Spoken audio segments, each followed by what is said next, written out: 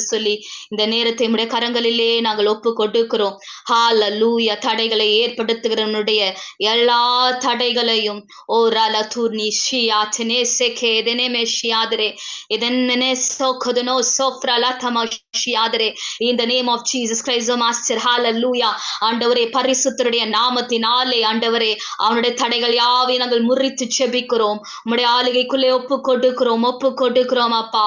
நன்றி நன்றி தகப்பனே. ரிமானா ஷெரேபி கரத நமக்கபு கேதூர் மரங்களையும் லீபனோனின் மரங்களையும் கர்த்தரின் வலிய சத்தம் கோரமாக முறிக்கின்றது. சேனை அதிபன் நமது முன்னிலை ஜெய வீரனாக செல்கிறார். சேனை அதிபன் நமது முன்னிலை ஜெய வீரனாக செல்கிறார். கர்த்தரின் சத்தம் வல்லமை உள்ளது, கர்த்தரின் சத்தம் மகத்துவம் உள்ளது.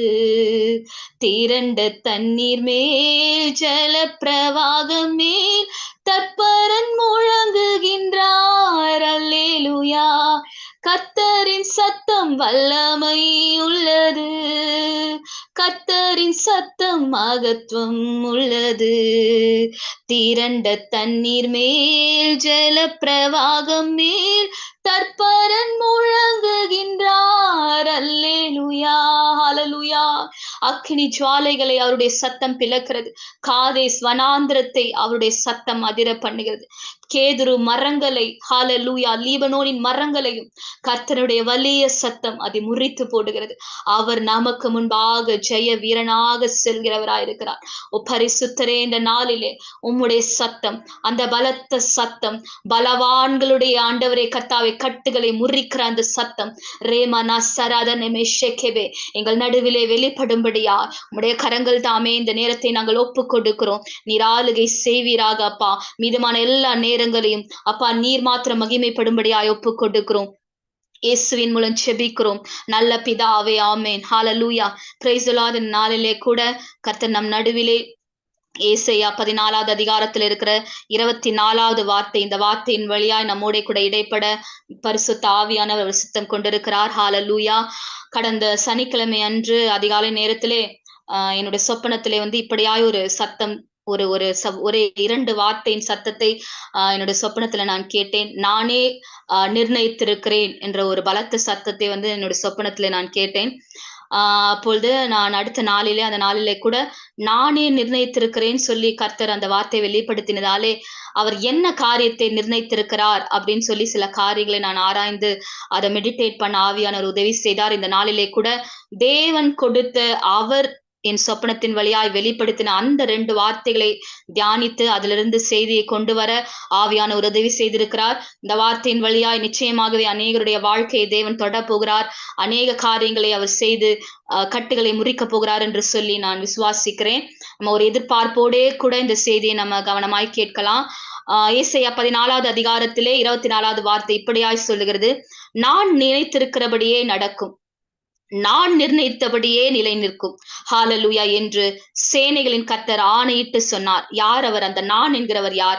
அவர்தான் சேனைகளின் கர்த்தர். ஹalleluya. நீங்கள் நினைத்திருக்கிறபடி அல்ல, இப்பொழுது நீங்கள் நிர்ணயித்திருக்கிறபடி அல்ல, இல்ல உங்க குடும்பத்துல உங்களை சுத்தி நின்று கொண்டிருக்கிறவர்கள் நினைத்திருக்கிறபடி அல்ல, இல்ல யாரோ ஒருவர் உங்களுடைய வாழ்க்கையில இதுதான் நடக்க போகிறதுன்னு சொல்லி, இப்படிதான் இருக்க போகிற, இதுதான் நடக்க போகுதுன்னு சொல்லி யாரெல்லாம் சொல்லி கொண்டிருக்கிறார்களோ, நினைத்து கொண்டிருக்கிறார்களோ அது அல்ல. ஹalleluya. இந்த காலை நேரத்திலே கர்த்தர் நம்மோட கூட பேசி கொண்டிருக்கிறார்.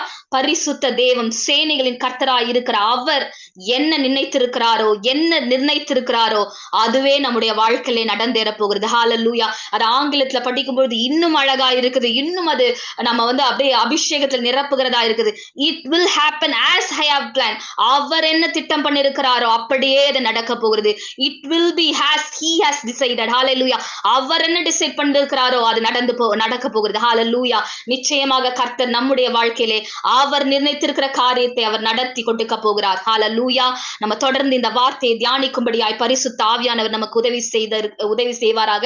சரி, அவர் ஏதோ ஒரு காரியத்தை நிர்ணயித்திருக்கிறார். ஏதோ ஒரு காரியத்தை அவர் நிலைநிறுத்தும்படியாய் அவர் திட்டம் பண்ணி இருக்கிறார். அவர் எந்த காரியத்தை அவர் நிலைநிறுத்த போகிறார், என்ன காரியத்தை அவர் திட்டம் பண்ணி இருக்கிறார் அப்படின்னு சொல்லி அந்த ஏசாயா 14வது அதிகாரத்திலே அடுத்து வர வார்த்தையை நம்ம வாசிப்போமானால், ஹalleluya, அந்த வார்த்தை இப்படியாய் சொல்லுகிறது பாருங்க. 24வது வசனத்திலே அவர் சொல்லுகிறார், நான் நினைத்திருக்கிறேன் அதுதான் நான் நடக்க போகிறேன்னு சொல்லி அவர் என்ன நிர்ணயித்திருக்கிறார், அவர் என்ன நிலைப்படுத்திருக்கிறார் நம்ம பார்த்தோம்னா, அடுத்த வார்த்தையில நம்ம பார்க்கும் பொழுது, அசீரியனை என் தேசத்தில் முறித்து என் மலைகளின் மேலே அவனை மிதித்து போடுவேன். ஹalleluya. அப்பொழுது அவனுடைய நுகம் அவர்கள் மேலிருந்து விலகி அவனுடைய சுமை அவர்கள் தோளில் இருந்து நீங்கும். ஹalleluya. கர்த்தர் நல்லவராயிருக்கிறார் பாருங்க. சனிக்கிழமை என்று எனக்கு சொப்பனத்திலே அந்த வார்த்தையை கர்த்தர் வெளிப்படுத்தினார். ஆனால் இந்த வாரத்திலே திங்கட்கிழமை தொடங்கி கடந்த 3 நாட்களாய் தொடர்ந்து நம்முடைய தரிசன வார்த்தையிலே பிரதர் மூலமாய் கர்த்தர் சொல்லி கொண்டிருக்கிற வார்த்தை, இந்த அசீரிய ஆவியை எப்படியாய் கர்த்தர் நம்முடைய வாழ்க்கையிலிருந்து நீக்க போகிறான்னு சொல்லி தொடர்ந்து 3 நாட்களாய் தரிசன வார்த்தைகளே இதே காரியத்தை தேவன் மீண்டும் மீண்டும் சகோதரர் மூலமாய் வெளிப்படுத்தி கொண்டிருக்கிறார். நிச்சயமாய் கர்த்தர் இந்த நாட்களிலே உபவாசித்து அவருடைய சமூகத்திலே காத்திருக்கிற ஒவ்வொருடைய வாழ்க்கையில இருக்கிற நுகங்களை நிச்சயமாய் அவர் முறிக்க போகிறார். அந்த சுமைகளை நம்முடைய தோள்களில் இருந்து அவர் அகற்ற போகிறார். ஹalleluya. எப்படிப்பட்ட ஒரு நுகம் அது, எப்படிப்பட்ட ஒரு சுமை அது. இந்த அசீரியன் என்கிற அந்த ஒரு ஆவி, அந்த ஒரு மனிதன் எதிர்த்து நிற்கிற அந்த சத்ரு, அவன் என்ன நம்முடைய வாழ்க்கையில செய்கிறான் பாத்தீங்கன்னா, அவன் நம் மீது ஒரு நுகத்தை வைக்கிறவனா இருக்கிறான். நம் மீது நம்முடைய தோள்களிலே ஒரு சுமையை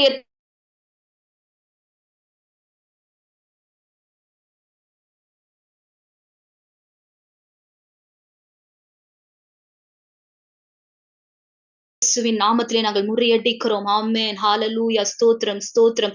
நம்முடைய வாழ்க்கையிலே கர்த்தர் நிர்ணயித்திருக்கிற, கர்த்தர் நிலைப்படுத்தும்படியாய் சித்தம் கொண்டிருக்கிற அந்த காரியத்தை நிச்சயமாய் தேவன் இந்த நாட்களை நம்முடைய வாழ்க்கையில் நிறைவேற்றுவார். ஹalleluya.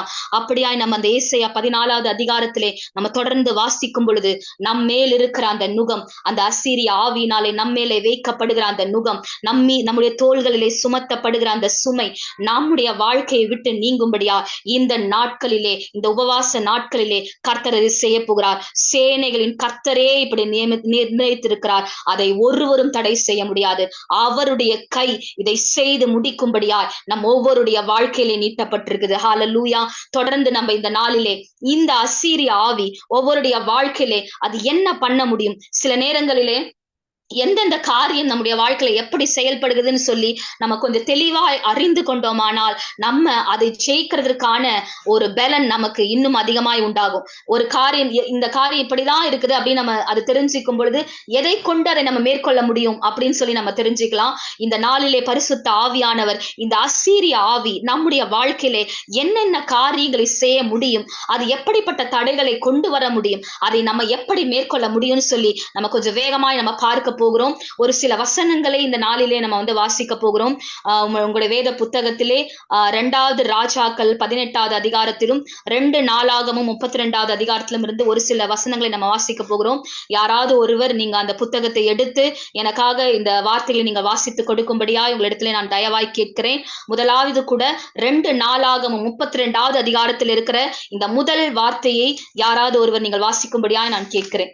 2 நாளாகமும் 32வது அதிகாரம் 1வது வசனம். ஹalleluya. ஹalleluya. ஓ ரபனா ஷரதர கபு. யாராவது வாசிக்கிறீங்களா? இக்காரியங்கள் நடந்தேறி வருகையில் அசீரியா ராஜாவாகிய சனகரிப் வந்து யூதாவிற்குள் பிரவேசித்து அரணான பட்டணங்களுக்கு எதிராக பாளையம் இறங்கி அவைகளை தன் வசமாக்கிக் கொள்ள நினைத்தான். ஹalleluya. ஹalleluya. Thank you sister. இந்த வசனத்தை நம்ம பார்க்கும் பொழுது, இக்காரியங்கள் நடந்தேறி வருகையில், எக்காரியங்கள் அப்படின்னு பாத்தீங்கன்னா அதற்கு முன்பாக இருக்கிற அதிகாரத்தை நீங்க படித்து வாசித்து பாத்தீங்கன்னா உங்களுக்கு தெரியும். அந்த இடத்திலே எசேக்கியா ராஜா கர்த்தருக்கு பிரியமான ஒரு காரியங்களை அவர் செய்து வருகிறதை அந்த முன்னாடி இருக்கிற அதிகாரத்துல நம்ம பார்க்க முடிகிறது. அந்த இடத்துல அவருடைய வாழ்க்கை மாறுகிறதற்கான எந்த ஒரு ஒரு சிம்டமும் அந்த இடத்துல இல்ல. ஆனா sudden all of a sudden என்ன நடக்குது அப்படின்னு பாத்தீங்கன்னா, இந்த 32வது அதிகாரத்திலே 1வது வசனத்தை நம்ம பார்க்கும்பொழுது, இக்காரியங்கள் நடந்தேறி வருகையில் அசீரிய ராஜாவாகிய சனகரப் வந்து என்ன பண்ணானா, யூதாவுக்குள் திடீர்னு வந்து சொல்லி என்ன பண்றான், அவன் உள்ளே வந்து பிரவேசித்து அரணான பட்டங்களுக்கு எதிராக பாளையம் இறங்கி அவைகளை தன் வசமாக்கி கொள்ள நினைக்கிறான். ஹalleluya. நம்முடைய ஆவிக்குரிய வாழ்க்கையிலே நல்ல ஒரு ஜெப வாழ்க்கையிலும் நல்ல ஒரு ஆவிக்குரிய வாழ்க்கையிலும் நம்ம அப்படியே கன்சிஸ்டன்டா போயிட்டே இருக்கிறப்ப திடீர்னு சொல்லி ஏதோ ஒரு காரியம் நம்மை தடை பண்ணி நம்ம ஜெபிக்க விடாம நம்மளை வேதத்தை வாசிக்க முடியாம ஒரு பெரிய ஒரு ஸ்ட்ரகிள கொண்டு வரும். இந்த காரியத்தை செய்கிறது இந்த அசீரிய ஆவி. அப்ப முதலாவது காரியம், இந்த அசீரிய ஆவி செய்கிற காரியம் என்னன்னு பாத்தீங்கன்னா, ஆவிக்குரிய வளர்ச்சியை தடை பண்ணும். எந்த ஒரு சிம்டமும் இருக்காது, எந்த ஒரு அறிகுறியும் இருக்காது. திடீரென்று சொல்லி எப்படியாய் அந்த சனகரிப் வந்து அந்த யூதா தேசத்திற்குள்ளே நுழைந்து அவன் அந்த பட்டணங்களை பிடிக்கும்படியாய் வந்தானோ அப்படின்னு சொல்லி ஆல் ஆஃப் அ சடன் ஒரு அட்டாக் அப்படி வைத்துக் கொள்ளலாம். அப்படி ஒரு காரியத்தை செய்கிறது இந்த அசீரிய ஆவி. திடீரென்று சொல்லி நம்முடைய வாழ்க்கையில ஆவிக்குரிய வளர்ச்சியில ஒரு தொய்வு ஏற்படுகிறதா, என்னால ஜெபிக்கவே முடியல, என்னால வேதமே வாசிக்க முடியல நினைக்கிறீங்களா? இந்த நாளை தெரிந்து கொள்ளுங்க, இந்த அசீரிய ஆவி அப்படியாய் மறைந்திருந்து ஒரு தாக்குதலை ஏற்படுத்துகிறதா இருக்குது. 2வது காரியத்தை நம்ம வாசிக்க போகிறோம். 2 ராஜாக்கள் 18வது அதிகாரத்திலே 13வது வசனத்தை வாசிங்க சிஸ்டர். யூதாவின் ராஜாவாகிய எசேக்கியாவின் 14ஆம் வருஷத்திலே அசீரிய ராஜாவாகிய சனகரிப் யூதாவில் இருக்கிற அரணான சகல பட்டணங்களுக்கும் விரோதமாய் வந்து அவைகளை பிடித்தான். ஹalleluya. அடுத்த காரியத்தை நம்ம பார்க்கும் பொழுது திடீரென்று சொல்லி இவன் வந்து என்ன பண்றான், சனகரிப் யூதாவில் இருக்கிற அரணான சகல பட்டணங்களுக்கு விரோதமாய் வந்து அவைகளை பிடித்து கொண்டானா. ஹalleluya. ஒரு பட்டணத்தை ஒரு எதிராய் இருக்கிற ஒரு சேனை வந்து பிடித்து கொண்டால் என்ன நடக்கும்? அந்த பட்டணம் இனி தனக்கு இஷ்டமானது எதையும் செய்ய முடியாது. அந்த பட்டணத்திலிருந்து தன் சொந்தத்திற்காய் ஒரு நன்மையும் பிறக்க முடியாது. அந்த பட்டணத்திலே உருவாகிறது எல்லாவற்றையும் அந்த எதிரியானவன் கொண்டு அதனுடைய விளைச்சல்களை அவன் எடுத்துக் கொள்வான். தன்னுடைய சொந்தத்திற்காய் அந்த பட்டணம் எதையும் செய்து கொள்ள முடியாது. அப்போ இந்த அசீரிய ஆவி 2வதாய் வரும் பொழுது என்ன செய்கிறது? நம்முடைய வாழ்க்கையில் இருக்கிற பலன்களை அது திருடி கொள்ளுகிறது, விளைச்சல்களை அது எடுத்துக் கொள்ளுகிறது. நம்முடைய வாழ்க்கை ஒரு அன்ப்ரொடக்டிவான நிலைமையிலே தள்ளப்படுகிறது. முதலாவது ஆவிக்குரிய வாழ்க்கையிலே சடனா ஒரு அட்டாக்கை கொண்டு வருகிறதா இருக்குது. 2வது நம்ம பார்க்கும் பொழுது நம்முடைய வாழ்க்கைக்குள்ளே நுழைந்து நம்முடைய விளைச்சல்களை நம்முடைய பலன்களை அது எடுத்துக் கொள்ளுகிறதா இருக்கிறது. 3வது காரியத்தை நம்ம பார்க்கலாம். 18வது அதிகாரத்திலே 14வது வசனத்தையும் 15வது வசனத்தையும் வாசிங்க சிஸ்டர். அப்பொழுது யூதாவின் ராஜாவாகிய எசேக்கியா லாகீசில் உள்ள அசீரிய ராஜாவுக்கு ஆள் அனுப்பி, நான் குற்றம் செய்தேன், என்னை விட்டு திரும்பி போம், நீர் என்மேல் சுமத்துவதை சுமப்பேன் என்று சொன்னான். அப்படியே அசீரியா ராஜா யூதாவின் ராஜாவாகிய எசேக்கியாவின் மேல் 300 தாலந்து வெள்ளியையும் 30 தாலந்து பொன்னையும் சுமத்தினான். ஆதலால் எசேக்கியா கர்த்தரின் ஆலயத்திலும் ராஜாவுடைய அரண்மனை பொக்கிஷங்களிலும் அகப்பட்ட எல்லா வெள்ளியையும் கொடுத்தான். ஹalleluya. இங்க பாருங்க என்ன பண்றான், இவன் ஆலயத்துல இருக்கிற எல்லாத்தையும் எடுத்து, ஆதலால் எசேக்கியா கர்த்தரின் ஆலயத்திலும் ராஜாவுடைய அரண்மனை ஆலயத்துல இருக்கிற பொக்கிஷத்தையும் எடுத்து கொடுத்துட்டான். ராஜாவோட அரண்மனையில இருக்கிறதே என்ன பண்றான், எல்லாத்தையும் எடுத்து யார்கிட்ட கொடுக்கிறான்? எதிரிலே வருகிற அந்த எதிரின் இடத்துல கொடுக்கிறான். அப்ப இப்படியா எல்லாவற்றையும் கொடுக்கும் பொழுது அந்த இடத்துல என்ன நடக்கிறது? ஒரு இல்லாமை நடக்கிறது, ஒரு வறுமை நேருகிறது. அப்ப இந்த அசீரிய ஆவி இன்னும் செய்கிற இன்னொரு காரியம் என்னன்னு பாத்தீங்கன்னா, நம்முடைய வாழ்க்கையில இருக்கிற எல்லாவற்றையும் திருடி கொண்டு அது ஒரு வறுமையை ஏற்படுத்துகிற ஒரு ஆவியா இருக்கிறது. 3 காரியங்களை நம்ம பார்த்திருக்கிறோம். 4வது ஒரு காரியத்தை நம்ம பார்க்க போகிறோம். 18வது அதிகாரத்திலே 16வது வசனத்தை வாசிங்க சிஸ்டர். அக்காலத்திலே யூதாவின் ராஜாவாகிய எசேக்கியா கர்த்தருடைய ஆலய கதவுகளிலும் நிலைகளிலும் தான் அழுத்தி இருந்த பொன் தகடுகளை கலற்றி அவைகளை அசீரியா ராஜாவுக்கு கொடுத்தான். ஹalleluya. ஒரு பாருங்க, யூதாவின் ராஜாவாகிய எசேக்கியா என்ன பண்றான், ஆலய கதவுகளிலும் நிலைவுகளிலும் அழுத்தி இருந்த பொன்னா ஒரு ஒரு ஒரு ஒரு பில்லரை வந்து என்ன பண்ணிருக்காங்க, அதை ஒரு கோல்டால மூடி இருக்காங்க, ஒரு பொன்னால மூடி வச்சிருக்காங்க. அப்போ அந்த பொன்னை வந்து அது மேல இருந்து எடுத்தா என்ன நடக்கும்? அதற்கு பின்பாக இருக்கிற அந்த ஒரு கட்டையோ இல்ல ஏதோ ஒரு காரியம், அப்போ அதோட ஒரிஜினாலிட்டி என்ன ஆகுது? அந்த இடத்துல சிதைக்கப்படுகிறது. அப்போ இந்த அசீரிய ஆவி நம்முடைய வாழ்க்கைக்குள்ளே வரும்பொழுது அது என்ன செய்கிறது? நம்முடைய நம்முடைய ஒரிஜினாலிட்டி, நம்முடைய பலன் ஒரு சரீரமா இருக்கலாம், இல்ல நம்முடைய வாழ்க்கையில இருக்கலாம்.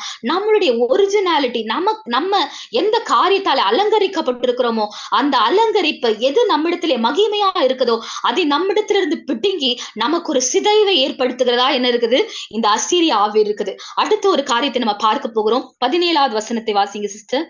ஆகிலும் அசீரியா ராஜா லாகீசிலிருந்து தர்தானையும் ரப்சாரிசையும் ரப்சாக்கேயையும் பெரிய சேனையோட எருசலேமுக்கு எசேக்கியா ராஜாவினிடத்தில் அனுப்பினான்.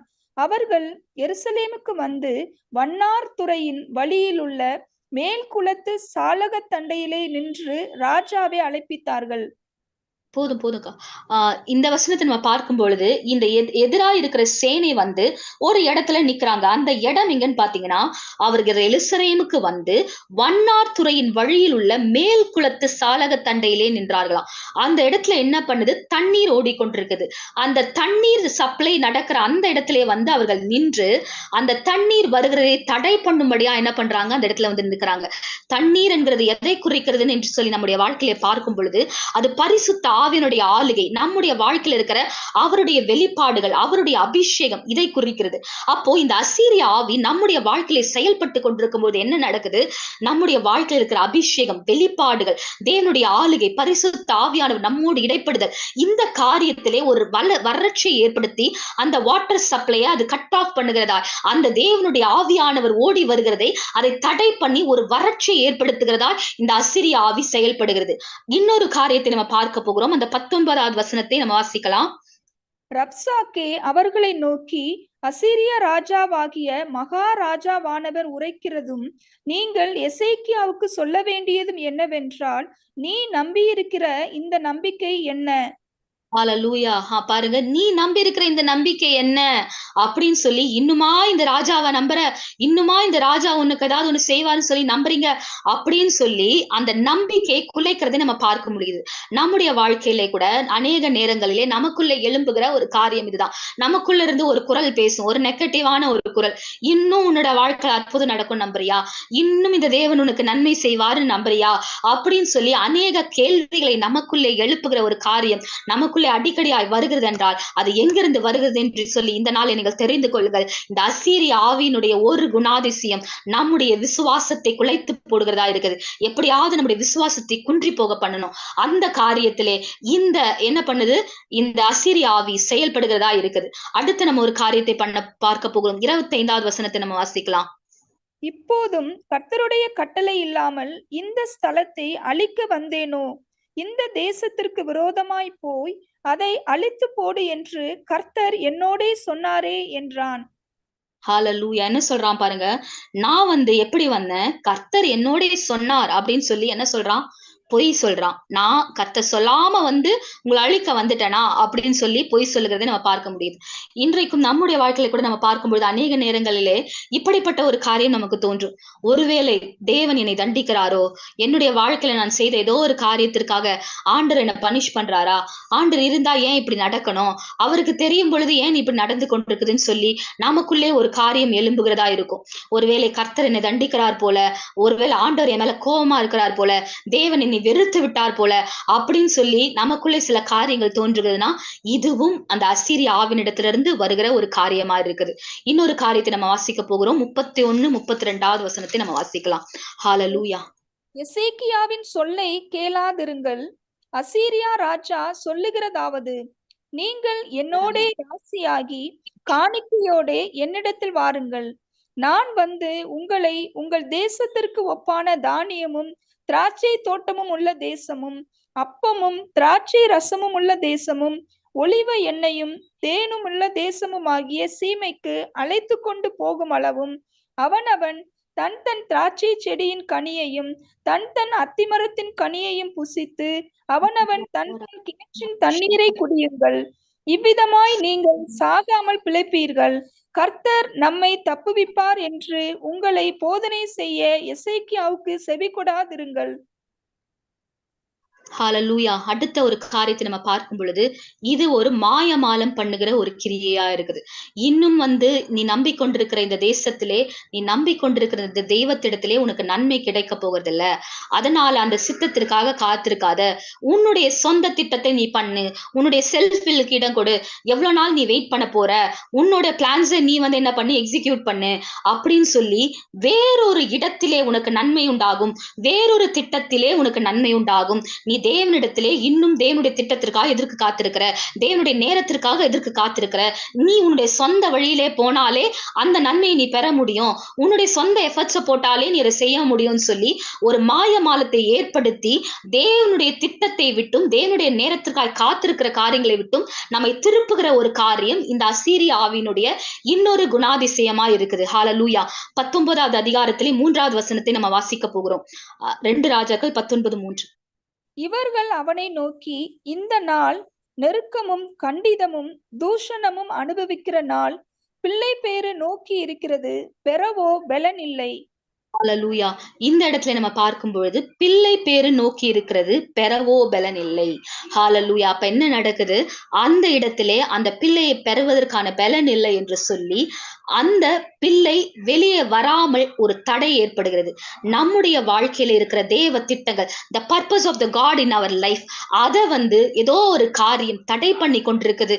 என்னுடைய வாழ்க்கையில ஆண்டவர் அநேக காரியங்களை சொல்லி இருக்கிறார், அநேக தரிசனங்களை வைத்திருக்கிறார், அது இன்னும் நிறைவேறாமல் ஏதோ ஒரு காரியம் அதை தடைப்படுத்தி கொண்டிருக்குது அப்படின்னு நம்முடைய வாழ்க்கையில ஏதாவது ஒரு காரியம் இருந்தால் அது இந்த அசீரிய ஆவி, அதனுடைய ஒரு குணாதிசயம், அது தடையை ஏற்படுத்தி அதை நம்ம ஆங்கிலத்துல சொல்லுவோமானால் அபார்ட்டிங் காட்ஸ் பர்பஸ். நம்முடைய வாழ்க்கையிலே தேவன் எந்த ஒரு பர்பஸை அவர் கிரியேட் பண்ணி அவர் அதை கருவுற்று அதை வெளிப்படுத்த வேண்டும், என்னுடைய மகளுக்காக என்னுடைய பிள்ளைக்காக இந்த திட்டம் வளர்ந்து அவளுடைய வாழ்க்கையில இந்த பர்பஸ் செயல்பட வேண்டும் என்று சொல்லி எதை தேவன் வைத்திருக்கிறாரோ அந்த தேவ திட்டத்தை ஏதோ ஒரு காரியம் அநேக நாட்களாய் தடை பண்ணி கொண்டிருக்குது என்றால் அது நிச்சயமாய் ஒரு அசீரிய ஆவினுடைய ஒரு செயல்பாடாய் இருக்குது. ஹalleluya.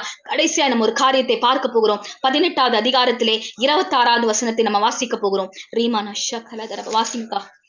அப்பொழுது இல்க்கியாவின் குமாரன் எலியாக்கீமும் செப்னாவும் யோவாக்கும் ரப்சாக்கேயை பார்த்து, உமது அடியாரோடே சீரிய பாஷையிலே பேசும், அது எங்களுக்கு தெரியும்.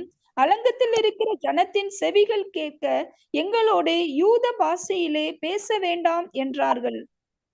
ஹalleluya. இந்த இடத்துல என்ன நடக்குது நம்ம பார்க்கும்பொழுது ஒரு பயத்தின் ஆவி. இந்த இடத்துல அவங்க என்ன சொல்றாங்க? அவங்கள பார்த்து ஜனங்கள்லாம் ஏதாவது நினைப்பாங்க, அதனால ஒரு ஒடுக்கத்துக்குள்ள போறாங்க. ஒரு பயத்தின் ஆவிக்குள்ளே தள்ளப்பட்டு எங்களிடத்துல நீங்க சீரிய பாஷையில பேசுங்க அப்படின்னு சொல்லி அவங்க பயந்து அந்த எதிரியின் சேனையை பார்த்து அவர்கள் சொல்லுகிறதை நம்ம பார்க்க முடிகிறது.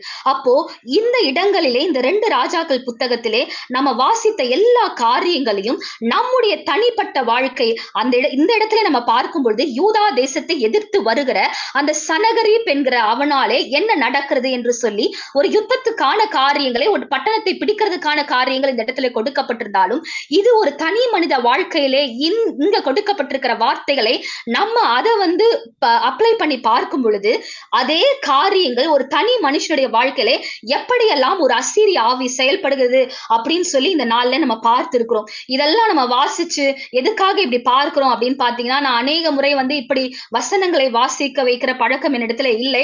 ஆனாலும் இந்த நாளிலே கர்த்தர் இதை என்னிடத்துல உணர்த்தினதாலே நான் செய்து கொண்டிருக்கிறேன். உங்களால முடிந்தவங்க இதை ஸ்கிரீன்ஷாட் எடுத்து வைத்துக் கொள்ளுங்க. உங்களுக்கு நேரம் கிடைக்கும் பொழுது இந்த வசனங்களை நீங்கள் படித்து பார்த்து உங்களுடைய வாழ்க்கையிலே இந்த அசீரிய ஆவி எந்த விதத்திலே செயல்பட்டு கொண்டிருக்கிறது. ஏன்னா தேவன் நிச்சயமா இந்த நாளிலே சொல்லி இருக்கிறார், நான் ஒரு காரியத்தை நிர்ணயித்திருக்கிறேன், அது என்னுடைய ஜனங்களுடைய வாழ்க்கையில என்னுடைய பிள்ளைகளுடைய வாழ்க்கையில அதை நான் செய்ய போகிறேன் என்று சொல்லி அவர் உறுதிப்படுத்திருக்கிறதுனாலே நம்ம இந்த காரியங்களை கற்றுக்கொண்டு, ஏனென்றால் வேதம் சொல்லுகிறது, என் ஜனங்கள் அறிவில்லாமையினாலே சங்காரமாகிறார்கள். அநேக நேரங்களிலே நம்முடைய வாழ்க்கையில என்ன நடக்கிறது என்று சொல்லி நம்ம புரிந்து கொள்ள முடியாத ஒரு நிலைமையில இருக்கிறதுனாலே நம்ம அந்த கட்டப்பட்ட நிலைமையிலே வாழ வேண்டியதா இருக்குது. ஆனாலும் ஆவியானவர் இந்த நாளிலே நம்மோட கூட கற்றுக்கொண்டிருக்கிறார். இதெல்லாம் ஏதோ எனக்கு பயங்கரமா தெரியும் அதனால நான் உங்களுக்கு சொல்லி கொடுக்கிறேன் அல்ல. தேவன் இந்த காரியத்தை எனக்கு வெளிப்படுத்தின பொழுது நான் உட்கார்ந்து தியானித்து தேடி சொல்லி நான் கற்றுக்கொண்ட காரியங்களை தான் உங்களோட கூட நான் பகிர்ந்து கொண்டிருக்கிறேன். நம்முடைய வாழ்க்கையிலே இந்த அசீரிய ஆவி எப்படியாய் செயல்பட்டு கொண்டிருக்குது, எந்த விதத்திலே இந்த 10 காரியங்களை ஆவியானவர் நமக்கு இந்த நாளில் கற்றுக் கொடுத்திருந்தாலும் இந்த 10 விதத்திலும் அவன் எல்லாருடைய வாழ்க்கையிலும் செயல்படுவதில்லை. ஏதோ ஒரு குறிப்பிட்ட விதத்திலேயோ 2 விதத்திலேயோ 3 விதத்திலேயோ உங்களுடைய வாழ்க்கையில இருக்கலாம். நீங்கள் தான் அதை கண்டுபிடிக்க முடியும். நீங்க இந்த வார்த்தைகளை எடுத்து என்னுடைய வாழ்க்கையிலே எந்த இடத்துல இந்த அசீரிய ஆவி செயல்பட்டு கொண்டிருக்குதுன்னு சொல்லி இந்த நாள்ல நீங்க ஐடென்டிஃபை பண்ணுங்க. நம்ம ஐடென்டிஃபை பண்ணி என்ன பண்ண போகிறோம், நாம அதை மேற்கொள்ள போகிறோம். ஏனென்றால் தேவன் நமக்கு உறுதிப்படுத்தியிருக்கிறார். ஹல்லேலூயா. அந்த அசீரியனை என் தேசத்திலே நான் முறித்து போட போகிறேன். ஹல்லேலூயா. என் ஜனங்களை நான் விடுவிக்க போகிறேன், அவர்கள் மேல் இருக்கிற நுகத்தை நான் முறிக்க போகிறேன், அந்த சுமையை நான் நீக்க போகிறேன் என்று சொல்லி தேவன் நமக்கு வெளிப்படுத்திருக்கிறபடியாலே இந்த நாளிலே நீங்கள் இந்த காரியங்களை தியானித்து எந்த காரியத்தை உங்களுடைய வாழ்க்கையிலே, ஆமா இது ஏதோ ஒரு காரியம் இந்த அசீரிய ஆவி என்னுடைய வாழ்க்கையில செய்து கொண்டிருக்குதுன்னு சொல்லி எதை நீங்க ஐடென்டிஃபை பண்ணுகிறீங்களோ அந்த காரியத்தை இந்த ஏசாயா 14வது அதிகாரத்தில் இருக்கிற இந்த 25, 27 வசனங்களை கொண்டு அந்த காரியத்தை நீங்க முறியடித்து ஜெபிக்க நீங்கள் கற்றுக்கொள்ள வேண்டும். நம்முடைய வாழ்க்கையிலே நம்ம கற்றுக்கொள்ள வேண்டிய ஒரு காரியம் என்னன்னு பாத்தீங்கன்னா, வேத வார்த்தைகளை ஜெபமாய் மாற்ற நம்ம கற்றுக்கொள்ளணும். நம்முடைய சுயத்திலிருந்து நம்ம ஜெபிக்கிறதை காட்டிலும் அந்த தேவனுடைய பட்டயமாய் இருக்கிற அந்த வார்த்தைகளே தேவ வார்த்தைகளே ஜெபமாய் மாறும் பொழுது அந்த எதிரியின் சேனை அது நடுநடுங்கும். தேவனுடைய வார்த்தைக்கு முன்பதாக அந்த எதிரியினுடைய திட்டங்களோ அவன் ஒடுக்கி வைக்கிற அந்த கிரியைகளோ நிலை நிற்க முடியாது. அப்போ பரிசுத்த ஆவியானவர் இந்த நாளிலே 10 காரியங்களை நமக்கு கற்றுக் கொடுத்திருக்கிறார். அசீரிய ஆவி என்று சொல்லி நம்ம அநேக முறை நம்ம கேட்கிறோம், நம்ம வேதத்துல வாசிக்கிறோம். இந்த நாளிலே அது ஒரு தனிப்பட்ட மனுஷனுடைய வாழ்க்கையில செயல்பட்டு கொண்டிருந்தார். அது என்னவெல்லாம் செய்யும் என்று சொல்லி நம்ம பார்த்திருக்கிறோம். சரி, நம்ம அசீரிய ஆவி என்னன்னு சொல்லி பார்த்துட்டோம். அப்போ ஒரு காரியத்தை நம்ம கண்டுபிடிச்சிட்டோம். என் வாழ்க்கையில ஒரு தேவையில்லாத காரியம் இருக்குது, ஏதோ ஒரு தேவையில்லாத காரியம் செயல்பட்டு கொண்டிருக்குதுன்னு சொல்லி நம்ம கண்டுபிடித்திருக்கிறோம். கண்டுபிடித்த அந்த காரியத்தை எப்படி நம்ம மேற்கொள்ள போகிறோம்? ஏதாவது ஒரு ப்ராப்ளம் ஒண்ணு இருந்தா அதுக்கு சொல்யூஷன் ஒண்ணு இருக்கு இல்லையா? இப்ப நம்முடைய வாழ்க்கையில இந்த காரியம் செயல்பட்டு கொண்டிருக்குதுன்னா அதை நம்ம எப்படி மேற்கொள்ள போகிறோம் அப்படின்னு சொல்லி ஒரு 4 வழிமொழிகளை வேதத்திலிருந்து நம்ம பார்க்க போகிறோம். ஏசாயா புத்தகத்திலே 30வது அதிகாரத்திலே 30 முதல் 33 வசனங்களிலே நம்ம பார்க்கும் பொழுது அந்த இடத்திலே தேவனுடைய சத்தத்தை குறித்து நம்ம பார்க்க முடிகிறது. தேவனுடைய சத்தம் எப்படிப்பட்ட ஒரு சத்தமாயிருக்குது. சங்கீதம் 29வது அதிகாரத்துல நம்ம வாசிக்க முடிகிறது. நான் ஆரம்பத்திலே கூட அந்த பாடலை தான் பாடினேன். கர்த்தருடைய சத்தம் அது வல்லமை உள்ளதா இருக்குது. அந்த சத்தத்திற்கு முன்பதாக ஒரு கிரியும் நிலைநிற்க முடியாது. ஹல்லேலூயா. நம்ம இந்த வசனங்களையும் நீங்கள் முடிந்தால் நீங்க நோட் செய்து வைத்துக் கொள்ளுங்க. நீங்க விருப்பப்பட்டீங்கன்னா இதை நீங்க ஸ்கிரீன்ஷாட் எடுத்து வைத்துக் கொள்ளுங்க. இந்த வார்த்தைகளை கொண்டு நம்ம அந்த அசீரிய ஆவியை ஜெயிக்க முடியும். தேவனின் சத்தம் உங்களுக்காகவும் எனக்காகவும் பரலோகத்திலிருந்து அந்த சத்தம் தொனிக்கும் பொழுது நம்முடைய வாழ்க்கையிலே இந்த அசீரிய ஆவி எந்த விதத்திலே செயல்பட்டு கொண்டிருந்தாலும் அந்த தேவனுடைய சத்தம் அந்த ஆவினுடைய வல்லமைகளை முறித்து போட அது வல்லமை உள்ளதா இருக்குது. ஆமென். 2வது காரியத்தை நம்ம பார்க்கும் பொழுது 2 ராஜாக்கள் புத்தகத்திலே 6வது அதிகாரத்திலே 8 முதல் 12 வசனங்களை நம்ம வாசிக்கும் போது அந்த இடத்துல ஒரு காரியம் நடக்குது. அது என்னன்னா, இஸ்ரவேல் ராஜாவை அங்கே எலியா வழி நடத்துகிறதை நம்ம பார்க்க முடிகிறது. எடுத்து யாராவது ஒரு வாசிக்கிறீங்களா? 2 ராஜாக்கள் புத்தகத்திலே 6வது அதிகாரத்திலே 8வது வசனத்திலிருந்து 12வது வசனம் வரை. ஹல்லேலூயா.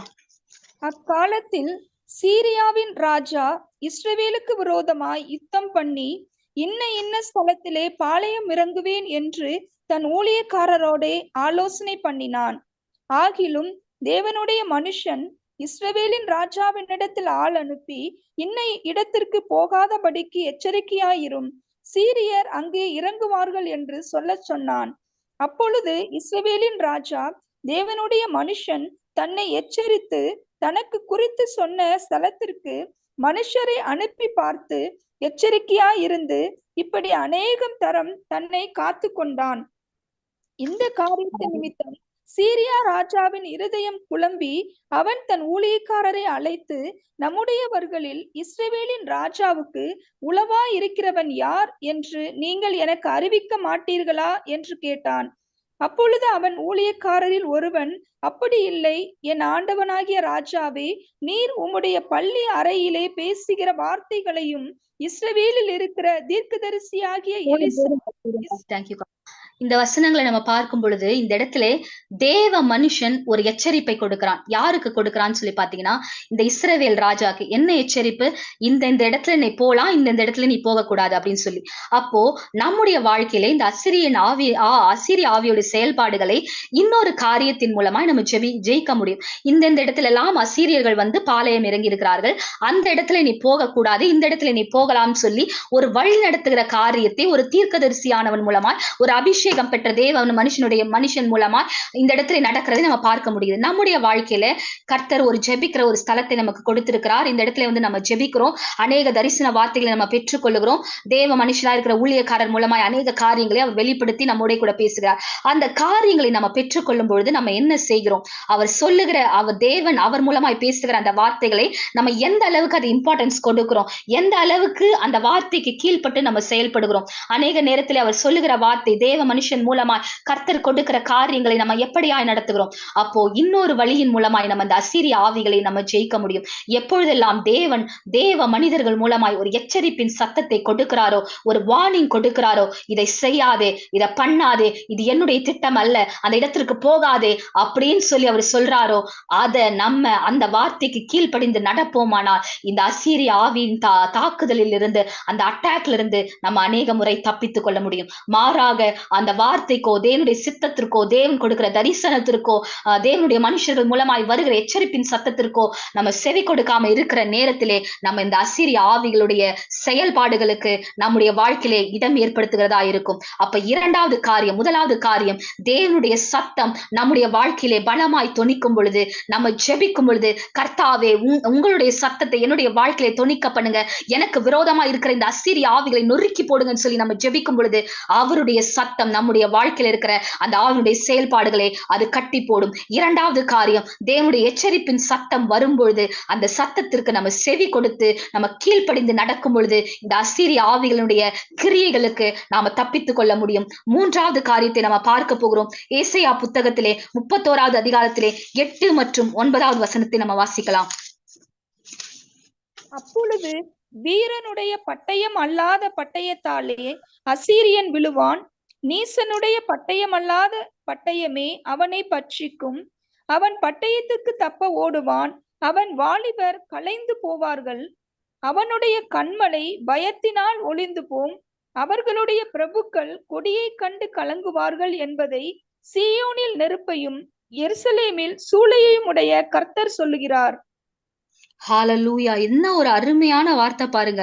அப்பொழுது வீரனுடைய பட்டயம் அல்லவா, வீரனுடைய பட்டயத்தாலே அசிரியன் என்ன பண்ண மாட்டானா, அந்த பட்டயத்தாலே அசிரியன் விழுவதில்லை, நீசனுடைய பட்டயம் அல்லாத பட்டயமே அவனை பட்சிக்கும். இது எப்படிப்பட்ட ஒரு பட்டயம்? அப்பொழுது வீரனுடைய பட்டயம் அல்லாத பட்டயத்தாலே அசிரியன் விழுவான். அப்ப வீரனுடைய பட்டயத்தாலேயும் அசிரியன் விழல, நீசனுடைய பட்டயத்தாலேயும் அசிரியன் விழல. அப்படின்னா அவன் எப்படிப்பட்ட ஒரு பட்டயத்தினாலே விழுகிறான்னு பாத்தீங்கன்னா, அது தேவனுடைய வார்த்தை என்கிற பட்டயம். அந்த தேவனுடைய வார்த்தை என்கிற பட்டயத்தை எடுத்து நம்ம அந்த அசீரிய ஆவியை எதிர்க்கும் பொழுது நம்முடைய வாழ்க்கையிலே அவனுடைய கிரியைகளை நாம ஜெயிக்க முடியும். முதலாவது, தேவனுடைய சத்தத்தினாலே நம்ம அந்த அசீரிய ஆவியின் கிரியைகளை அடக்க முடியும். இரண்டாவது காரியம், தேவ மனிதர்கள் மூலமாய் தேவன் நம்ம எச்சரிக்கும் பொழுது அந்த எச்சரிப்பின் வார்த்தைகளுக்கு நம்ம செவி கொடுத்து கீழ்ப்படிந்து நடக்கும் பொழுது, நீங்க என்ன சொல்றது, நான் என்ன கேட்கறது, ஏதோ ஒரு வார்த்தையை சொல்றாங்க, ஏதோ அவங்க இஷ்டத்துக்கு சொல்றாங்க, இது எப்படிதான் கடவுளிடத்தில் வந்து நான் எப்படி நம்புறது, இப்படியெல்லாம் நம்ம கேள்வி கேட்டுக்கொண்டு நம்ம சந்தேகப்பட்டு கொண்டு ஒருவேளை நம்ம அதை எதிர்த்தோ இல்ல கீழ்ப்படியாம போவோமானால் நம்ம அசீரிய ஆவிகளுடைய செயல்பாடுகளுக்கு நம்முடைய வாழ்க்கையில இடம் கொடுப்போம். மூன்றாவது காரியம், அது ஹalleluya, பலவானுடைய பட்டயத்தினாலும் அல்ல, வீரனுடைய பட்டயத்தினாலும் அல்ல, நீசனுடைய பட்டயத்தினாலும் அல்ல, உங்களுடைய பலத்தினாலும் அல்ல, என்னுடைய பலத்தினாலும் அல்ல, யாருடைய பராக்கிரமத்தினாலும் அல்ல, அது தேவ ஆவி என்கிற பட்டயத்தினாலே அந்த அசீரியன் விழுவான். ஹalleluya. இன்றைக்கு நம்ம தேவனுடைய வார்த்தைகளை நம்ம எவ்வளவு பயன்படுத்துகிறவர்களா இருக்கிறோம், எவ்வளவு நேரம் நம்ம தேவனுடைய வார்த்தைகளை தியானிக்கிறவர்களா இருக்கிறோம், ஒரு நாளிலே எத்தனை முறை நம்ம தேவனுடைய வார்த்தைகளை படிக்கிறோம், எத்தனை முறை அதை நம்முடைய ஜெபத்திலே பயன்படுத்துகிறோம். அநேகருடைய வாழ்க்கையிலே தேவன் ஏன் பேச முடியுதுன்னு பாத்தீங்கன்னா, எப்பனா நம்ம மனதுக்குள்ள ஒரு வார்த்தை இருந்தாதான் அந்த வார்த்தை எடுத்து அவர் பேச முடியும். இப்போ தேவன் நான் நிர்ணயித்திருக்கிறேன் அப்படின்னு சொல்லி ஒரு வார்த்தை அவர் இடத்திலே பேசுகிறார். ஆனால் அந்த வார்த்தை எனக்குள்ளே ஏற்கனவே நான் படித்து அது எனக்குள்ளே இருந்தால்தான் அதை தேவன் வெளியே எடுத்து இடத்திலே பேச முடியும். உள்ளேயே ஒண்ணும் இல்ல, ஒரு எம்டியான ஒரு வெசல்ல ஒண்ணுமே இல்லாத வெசல் கூட தேவன் எதை எப்படி இடைப்பட முடியும்? அப்போ நம்முடைய இருதயத்திலே இந்த உலகத்தின் காரியங்களும் உலகத்தில் இருக்கிற அநேக கவலைகளையும் நாம் நிரப்பி வைத்துக் கொண்டிருப்போமானால் பரிசுத்த ஆவியானவர் நம்மோட கூட இடைப்பட முடியாது. எந்த பட்டயத்தை எடுத்து நீ அந்த எதிரியை ஜெயிக்க முடியும் என்று சொல்லி நம்மோட கூட அவர் இடைப்பட்டு பேச முடியாது. நம்முடைய நேரங்களிலே நம்ம தேவனுடைய வார்த்தையை நம்ம தியானித்து அதை நம்முடைய இருதயத்திலே சேமித்து வைத்துக் கொள்ளணும். உலகத்திலே மனிதர்கள் எத்தனையோ காரியங்களை சேமித்து வைத்துக் கொள்கிறார்கள் பாருங்க. லட்சமாய் பணங்களையும், எத்தனையோ மியூச்சுவல் ஃபண்ட்ஸ், பேங்க் அப்படின்னு சொல்லி எத்தனையோ காரியங்களை மனிதர்கள் சேர்த்து வைத்துக் கொள்கிறார்கள். ஆனா ஒரு சின்ன ஒரு வெள்ளம் ஏற்பட்டால் எவ்வளவு பெரிய ஐஸ்வர்யவானா இருந்தாலும், அவன் கையிலே பணமே இருந்தாலும் கூட அவனாலே அவன் தேடுகிற அந்த காரியத்தை பெற்றுக்கொள்ள முடியாது. அவ்வளவுதான் உலகத்திலே நம்ம சேர்த்து வைக்கிற காரியங்களுக்கான மகிமை. மாறாக தேவனுடைய வார்த்தைகளை நம்முடைய இருதயத்திலே சேமித்து வைக்கும் பொழுது அது நம்முடைய பலவீனத்திலே அந்த வார்த்தை நம்மை பேசி நம்மை பலப்படுத்தும். நம்ம பயந்து போகிற நேரத்திலே அந்த வார்த்தை நம்ம இருதயத்திலிருந்து பேசி நம்மை திடப்படுத்தும். நம்ம சந்தேகப்படுகிற நேரத்திலே அந்த வார்த்தை நம்முடைய இருதயத்திலிருந்து பேசி நம்மை விசுவாசத்தை பலப்படுத்தும். இன்றைக்கு இந்த அசீரிய ஆவி அநேக வழிகளிலே நம்முடைய வாழ்க்கையிலே செயல்பட்டு கொண்டிருக்கிறான். ஆனால் நான் எதை கொண்டு இதை ஜெயிக்க முடியும் என்று சொல்லி நம்ம ஒருவேளை தள்ளாடி கொண்டிருப்போமானால், நம்முடைய இருதயத்திலே தேவனுடைய வார்த்தைகளை நம்ம சேமித்து வைத்திருப்போமானால் அந்த வார்த்தை நம்மோடைய கூட பேசி எந்த பட்டயத்தை நீ எடுத்து இந்த அசீரிய ஆவியோட அவனுடைய தலையை நீ வெட்டி எறிய வேண்டும் என்று சொல்லி ஆவியானவர் நம்மோட கூட வெளிப்படுவார். ஹல்லேலூயா. இந்த நாட்களிலே நம்ம தேவனுடைய வார்த்தையை அதிகமாய் நம்ம படிப்போம். அந்த பட்டயத்தை எடுத்து நம்ம இந்த அசீரிய ஆவியை நம்மாலே ஜெயிக்க முடியும். 4வது காரியம் நம்ம எல்லாருக்கும் தெரிந்த காரியம் தான். ஏசாயா புத்தகத்திலே 10வது அதிகாரத்திலே 27வது வசனத்தை நம்ம வாசிப்போம். ஹல்லேலூயா. ஹல்லேலூயா. தோளினின்று அவன் சுமையும் உன் கழுத்தினின்று அவன் நுகமும் நீக்கப்படும். அபிஷேகத்தினால் நுகம் முறிந்து போம். ஹல்லேலூயா. ஹல்லேலூயா. கர்த்தருக்கு ஸ்தோத்திரம். அநேக முறை நம்ம படித்த ஒரு வசனம். ஹல்லேலூயா. நம்ம தோளில் இருக்கிற சுமை, நம்ம கழுத்தில் இருக்கிற நுகம் அது நீக்கப்படணும்னா நம்முடைய வாழ்க்கையிலே கர்த்தருடைய அபிஷேகம் அது ஊற்றப்படணும். அநேகருடைய வாழ்க்கையிலே, நம்முடைய வாழ்க்கையில, எல்லாருடைய வாழ்க்கையில நாங்க இருக்கிற 35 பேர்கிட்ட நான் கேட்டேன்னா ஆல்மோஸ்ட் எல்லாருமே சொல்லுவீங்க, ஐ ஹாவ் பீன் அனாயிண்டட், நான் அனாயிண்டிங் பெற்றிருக்கிறேன், நான் அபிஷேகம் பெற்றிருக்கிறேன்னு சொல்லி most of us will tell. எல்லாருமே நம்ம சொல்லுவோம். ஆனால் அந்த பெற்ற அபிஷேகம் நமக்குள்ளே எந்த நிலைமையில இருக்குது? ஒரு செல்போன் கூட ஆக்டிவேட் டீஆக்டிவேட்னு ஒண்ணு இருக்கு. தேவன் நம்மை அபிஷேகித்தார். அந்த அபிஷேகம் நமக்குள்ளே ஆக்டிவேட்டடான நிலைமையில இருக்குதா, இல்ல அதை நம்ம டீஆக்டிவேட் பண்ணி வச்சிருக்கிறோமா, இல்ல ஏதோ ஒரு ஓரத்திலே அது உறங்கி கொண்டிருக்குதா, இல்ல ஏதோ ஒரு நாள் நான் ரட்சிக்கப்பட்ட நாளிலே நான் அபிஷேகிக்கப்பட்டேன் அதே இன்னும் எனக்குள்ள இருக்குதா, இல்ல ஒவ்வொரு நாளும் அந்த அபிஷேகத்தை நான் ரீஇக்னைட் பண்ணி கொண்டிருக்கிறேனா? ஹல்லேலூயா. அந்த லேவியராகமம் புத்தகம் நினைக்கிறேன், அந்த புத்தகத்துல இப்படியாய் ஒரு வசனம் போட்டிருக்கும். ஒவ்வொரு நாளும் காலை நேரத்திலே பலிபீடத்தின் மேல என்ன பண்ணு, உன்னுடைய அக்கினியை போடு. பலிபீடத்துல என்ன பண்ணணும்? அக்கினி எரிந்து கொண்டே இருக்கணும்னு சொல்லி போட்டிருக்கோம். நமக்குள்ள இருக்கிற அபிஷேகம் அதை நம்ம பயன்படுத்தாம போனால் அது கொஞ்ச நாளிலே அது அணைந்து போய் நமக்குள்ள ஒரு ஓரத்துல அது அமைதியா இருக்கும். மாறாக ஒவ்வொரு நாளும் நம்ம தேவனுடைய சமூகத்திலே காத்திருந்து நம்ம ஜெபிக்கிறவர்களா, அந்த அபிஷேகத்தை நம்ம ரீஇக்னைட் பண்ணுகிறவர்களா, எந்த ஒரு நெருப்புன்னு நம்ம நார்மலா நம்ம பிராக்டிகலி நம்ம பார்த்தோம்னா கூட ஒரு நெருப்பை எடுத்துட்டா கூட அந்த நெருப்புல அதை ஃபியூயல் பண்ணிக்கிட்டே இருந்தாதான் அந்த நெருப்பு எரிந்து கொண்டே இருக்கும். அதை ஃபியூயல் பண்றதை நம்ம ஸ்டாப் பண்ணிட்டோம்னா என்ன ஆகும்? ஆட்டோமேட்டிக்கா அந்த நெருப்பு அணைந்து போயிடும். இன்றைக்கு நமக்குள்ள இருக்கிற அபிஷேகத்தை நம்ம எப்படி ஃபியூயல் பண்ணி கொண்டிருக்கிறோம்? ஒவ்வொரு நாளும் நம்ம அதை அனல் மூட்டி எழுப்புகிறோமா? அதை ரீஇக்னைட் பண்ணுகிறோமா? ஹல்லேலூயா. இன்றைக்கு யாராவது அப்படிப்பட்ட நிலைமையில நீங்க வந்திருப்பீங்களா? நான் ரட்சிக்கப்பட்ட நாளிலே, நான் வாலிப நாட்களிலே எனக்குள்ள ஒரு பயங்கர அபிஷேகம் இருந்தது, இந்நாட்களில் அதை என்னால பார்க்க முடியல, எனக்குள்ள அது அணைந்து போயிருந்து தனிந்து போயிருக்குது அப்படின்னு சொல்லி நீங்க வந்திருப்பீங்க. நீங்கள் பயப்பட வேணாம். மீண்டும் தேவனுடைய சமூகத்திலே காத்திருந்து அமர்ந்து ஜெபியுங்கள். கர்த்தாவே, எனக்குள்ள இருக்கிற அந்த அபிஷேகத்தை நீங்க ரீஇக்னைட் பண்ணுங்க, திரும்ப நீங்க ரீஇக்னைட் பண்ணுங்க. அது எனக்குள்ள ஆக்டிவேட்டடா இருக்கணும், அது ஏதோ ஒரு டீஆக்டிவேட்டடான நிலைமையில இருக்கக்கூடாதுன்னு சொல்லி அவரிடத்துல நம்ம கேட்போமானால் கர்த்தர் அந்த அபிஷேகத்தை நமக்குள்ளே அவர் அனல் மூட்டி எழுப்ப அவர் உண்மையுள்ளவரா இருக்கிறார். அப்படியா நமக்குள்ள இருக்கிற அபிஷேகம் அது அக்கினியாய் பற்றி எரிந்து கொண்டே இருக்கும் பொழுது அந்த அசீரிய ஆவி நம்மேலே வைத்திருக்கிற நுகம், ஹalleluya, நம்மேல் வைத்திருக்கிற சுமை, அது நம்மை விட்டு நீங்கும். ஹalleluya. கர்த்தர் இந்த நாளிலே ஒரு காரியத்தை நம்ம எல்லாருடைய வாழ்க்கையில நிர்ணயம் பண்ணியிருக்கிறார், நினைத்திருக்கிறார். அதையே அவர் நிறைவேற்ற போகிறேன் என்று சொல்லி அவர் உறுதிப்படுத்தி இருக்கிறார். அது எப்படிப்பட்ட ஒரு காரியம் பார்த்தீங்கன்னா, நம்முடைய வாழ்க்கையில இருக்கிற அந்த அசீரியனுடைய கிரியைகளை அவர் மிதித்து போட போகிறார். ஹalleluya. அந்த சுமைகளை அகற்ற போகிறார், அந்த நுகங்களை அவர் முறிக்க போகிறார். ஆனால் அதற்கு நடுவிலே நீங்களும் நானும் செய்ய வேண்டிய ஒரு காரியம் இருக்குது. ஹalleluya. அவர் சொல்லி இருக்கிறார், அவர் செய்வார் அப்படின்னு சொல்லி அமைதியா இருப்பது அல்ல. there is a role for us. நம்ம செய்ய வேண்டிய ஒரு காரியம் இருக்குது. நம்ம எதையுமே பண்ணாம அமைதியாய் அமர்ந்திருப்போம். நம்முடைய வாழ்க்கையிலே அந்த நுகங்கள் முறிக்கப்படுவதை, அந்த கட்டுகள் அவிழ்க்கப்படுவதை, அந்த சுமைகள் அகன்று போவதை நம்மால பார்க்க முடியாது. இந்த நாளிலே ஆவியானவர் நம்மோடு கூட இடைப்பட்டிருக்கிறபடி இந்த காரியங்களை ஐடென்டிஃபை பண்ணுங்க. அமர்ந்திருந்து தேவனுடைய சமூகத்திலே அமர்ந்திருந்து எந்தெந்த இடத்திலே இந்த அசீரிய ஆவி செயல்பட்டு கொண்டிருக்குதுன்னு சொல்லி ஐடென்டிஃபை பண்ணி கர்த்தர் நமக்கு கற்றுக் கொடுத்த இந்த 4 வழிமுறைகளை கொண்டு அவனை மேற்கொள்ளுகிற அந்த பலத்தை தேவனுடைய சமூகத்திலிருந்து பெற்றுக்கொள்ளுங்க. ஹalleluya. கடைசியா ஒரு சில காரியங்களை மாத்திரம் பார்த்து நம்ம முடிக்க போகிறோம்.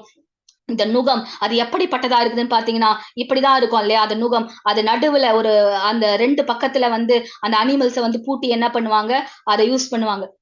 அப்போ அந்த அனிமலோட நிலைமை எப்படி இருக்கும், அதோட கழுத்துல ஒரு வெயிட் இருக்கும். இதே அந்த இடத்துலயே அந்த ஒரு அனிமலுக்கு பதிலா மனுஷனை வச்சு யோசித்து பார்த்தா என்ன நடக்கும்? ஒரு மனிதன் குனிந்த நிலைமையில இருந்தாதான் என்ன நடக்கும்? அந்த நுகம் அவனுடைய கழுத்தின் மேல இருக்க முடியும். அதை தொடர்ந்து சுமைகள் வர முடியும். அப்போ இந்த நுகம் நம்முடைய வாழ்க்கையில இருந்தால் நம்ம ஒரு ஒடுங்கி போன நிலைமையில இருப்போம். நம்ம ஒரு குனிந்து போன நிலைமையில கர்த்தருக்காய் எழும்பி பிரகாசிக்க முடியாம ஒரு கட்டப்பட்ட நிலைமையில இருப்போம். ஆனாலும் நம்ம பயப்பட தேவையில்லை. இந்த நுகத்தை சுமக்கும்படியா தேவன் நம்மை நிரந்தரமாய் வைக்க போவதில்லை.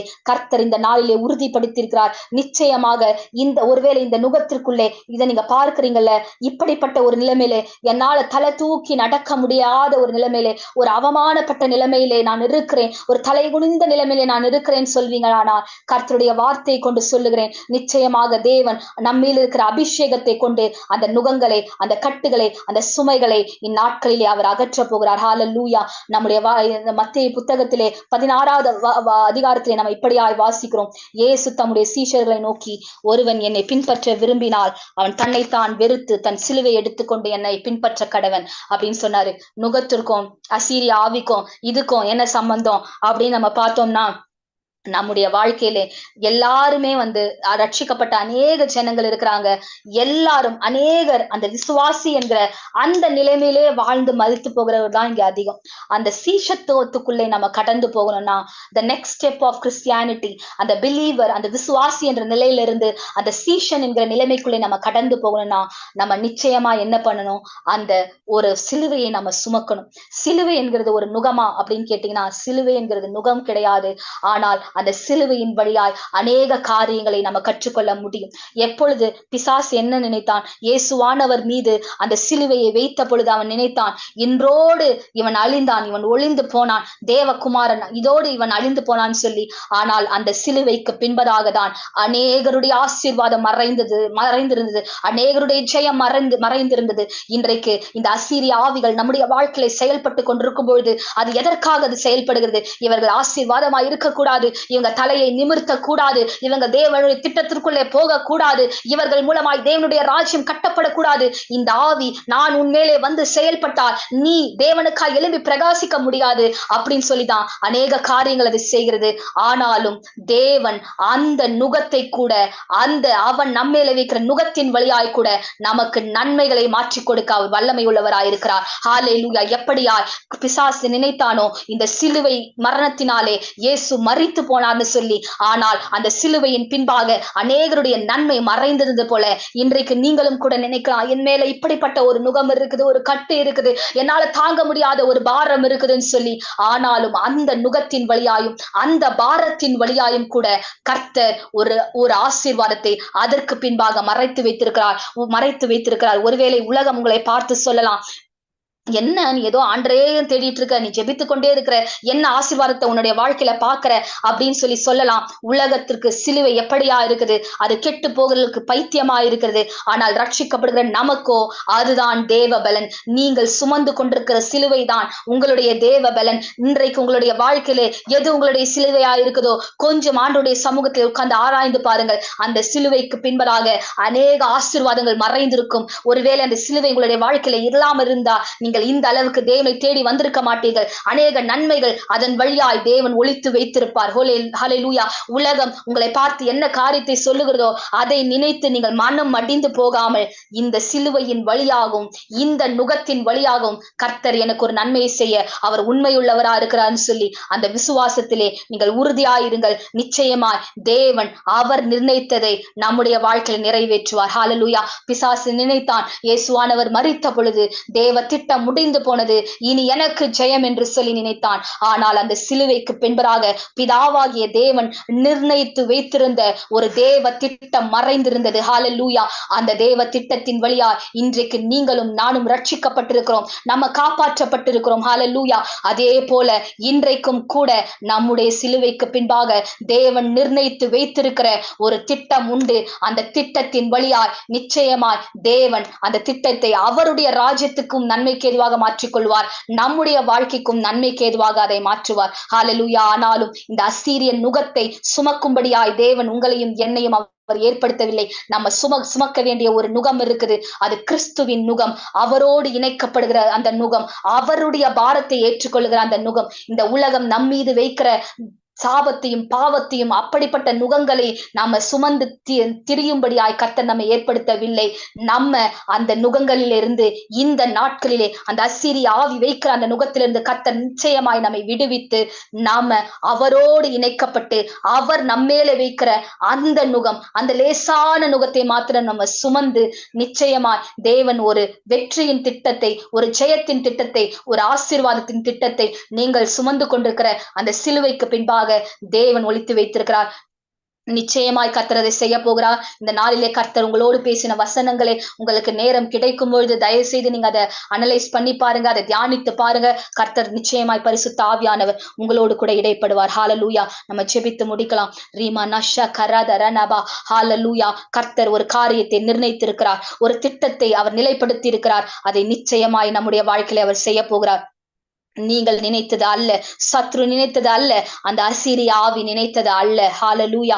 அவன் நிர்ணயித்திருக்கிறது அல்ல, கர்த்தர், சேனைகளின் கர்த்தர் நினைப்படுத்தியிருக்கிறது, சேனைகளின் கர்த்தர் நிர்ணயித்திருக்கிறது நம் ஒவ்வொருடைய வாழ்க்கையில் நிறைவேற போகிறது. ரீமா நஷா கரதரபா. ஒப்பு கொடுத்து நம்ம ஜெபிக்கலாமா? கர்த்தர் நம் நடுவில் இடைப்பட்டிருக்கிறாரு. தேவன் உங்களோடு கூட பேசி இருந்தார். ஹல்லேலூயா. என்னுடைய வாழ்க்கையில இந்த காரியம் இருக்கிறது, நான் ஒப்பு கொடுக்க போகிறேன், இந்த அபிஷேகத்தினாலே நான் நுகங்களை முறிக்க போகிறேன்னு சொல்லி நீங்க இந்த நாளில நினைத்தீங்கன்னா நீங்க இருக்கிற இடத்திலே கண்களை மூடி நீங்க கொஞ்ச நேரம் நீங்க ஜெபிங்க. கர்த்தர் ஒரு அபிஷேகத்தை இந்த நேரத்தில் நம்ம மேல ஊற்றுகிறார். ஹல்லேலூயா. நம்முடைய வாழ்க்கையில அவர் நிர்ணயித்திருக்கிற திட்டத்தை நிறைவேற்ற போகிறார். முடிந்தவர்கள் நீங்க விருப்பப்படுறவங்க ஒரு நிமிடம் நம்ம அன்மியூட் செய்து ஜெபிக்கலாமா? இந்த நாளிலே அந்த அசீரிய முடிந்தவர்கள் நீங்கள் அன்மியூட் செய்து ஒரு நிமிடம் நம்ம ஜெபிக்கலாம்.